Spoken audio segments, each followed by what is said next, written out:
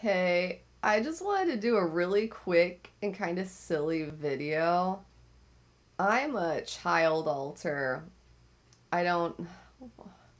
The naming thing, there are only so many cool words and names that you can pick before you run out. And if you have more than 100 alternate identities, it's like everyone already wants to.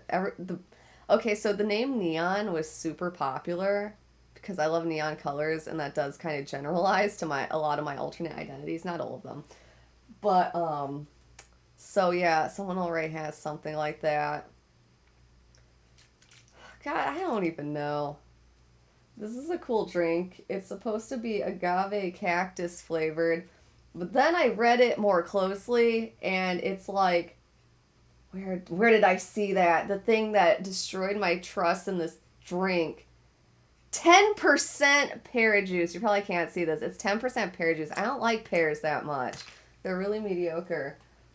So I guess cactus. Agave? I'm agave. That doesn't sound that good. I'm aloe. I'm aloe. We'll do that one. That's actually another alternate identity's name, but I haven't seen that one in like 5 years, so I'll take aloe. Oh, but anyways, so I was just gonna talk about massive time skips. Oh, and by the way, my face feels kind of weird. I'm kind of stuck near a flashback of being stun gunned on my face. So I'm like, I feel like I'm having a sensory overload on my face. It's like, imagine if, the feeling of when you've been tickled a lot and you just can't fucking take it anymore? Okay, that's where I am with my face right now. It feels like it's like this mild feeling. It's like it's being tickled almost, but not tickled, but it like is intense and feels horrible, but it's not like actual pain either. Oh god. But anyway, I was randomly thinking about massive time skips, and you know how like the popular conceptualization of DID is it's very dramatic. People think that you have these distinct identities. You probably have like 10 of them, and then they like all have double lives from each other, and you don't remember anything the other one does, and you don't even remember that you have these things.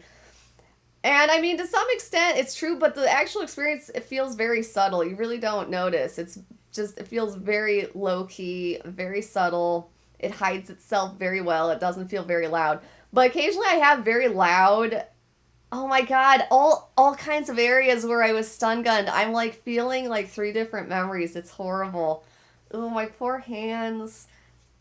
They got stunned as well. My whole body got stunned. I mean, okay, so Drew and John were trafficking slash torturing me together, and they particularly stunned me everywhere and just did it repeatedly over and over again and said they're going to turn me into like a snail and all kinds of really horrible crap like that, because they were going to ruin my ability to function by doing this, and they were hoping it would like, you know, prevent me from moving like on a fundamental level. Like I would just be permanently stunned. Ugh. Oh god, I feel so weird. Yeah, so I'm having a flashback right now. It's worse than the ones that I usually have on stream where I sometimes kind of lose my composure. But yeah, oh my god. So I'm having one of those physical flashbacks. Perfect, perfect. I really did want to do a life as a DID survivor kind of video today because it is kind of different and unique, I guess. Because, everyone with DID has a very unique and very extreme story, and they often have very specific symptoms because of that. I think that's a lot of why DID is so varied. It's just like the extremeness that of your life, that like the extreme trauma you have to go through to get it, is usually so unique and idiosyncratic. I think it's less so that people are noticing that different presentations of DID are different so much as it's just like when you're fucked up this way, it looks like that. When you're extremely fucked up that way, it has its own treatment concerns. Like this whole thing where I have these pain flashbacks and like these weird like sensory overload flashbacks that correspond with like being stunned, and god, yeah, so like I'm thinking about them because like I can almost, it's almost like just yesterday that they were trying to turn me into a metaphorical snail that can't move by stunning me repeatedly night by night and day by day. Just, oh god. But yeah, so anyway, one thing that I usually don't experience is massive time skips. I usually just kind of experience a lot of time loss all the time. It's like I'm always losing time. I think it's because I usually have more than one alternate identity co-conscious, unless I am. Co-conscious means it's also present, like co-present. Unless I'm really triggered or something traumatizing is happening, then a protector identity or a very like specific trauma containing identity will come out. Sorry about the fidgeting. It's the flashbacks. This kind of helps.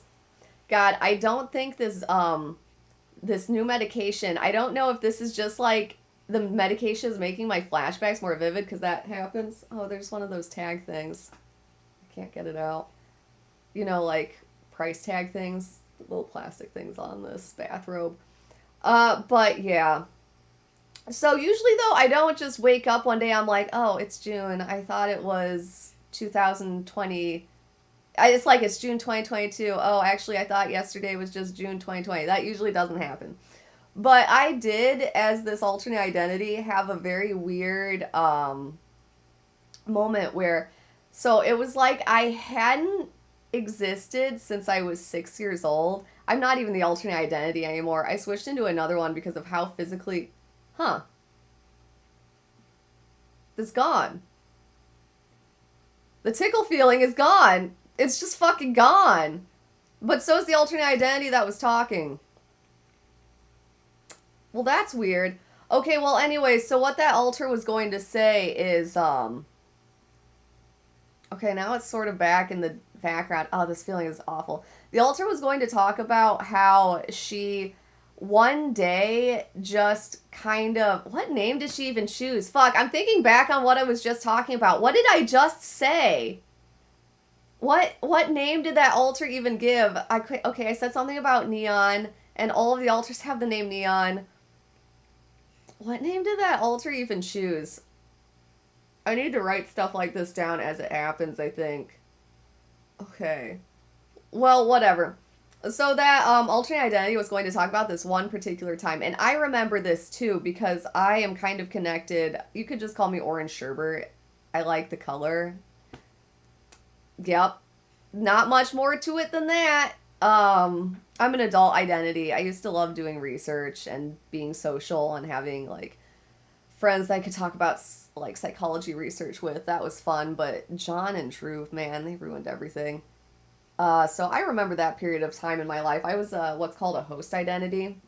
I usually split in a very weird pattern. So I always have more than one host identity that takes care of a different part of my life. So I will usually have a social host. That one goes out and has friendships. I have an alternate identity that does romantic relationships.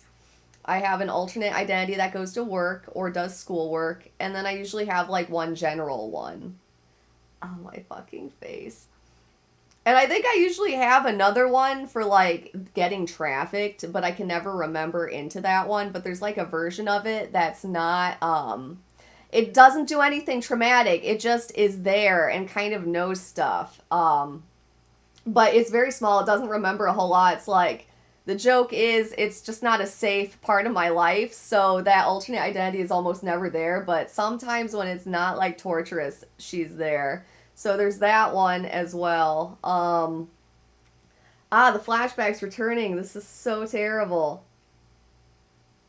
Oh my god. I'm in minor agony. And it's not even like pain. It's just like this fucking weird feeling all over my face.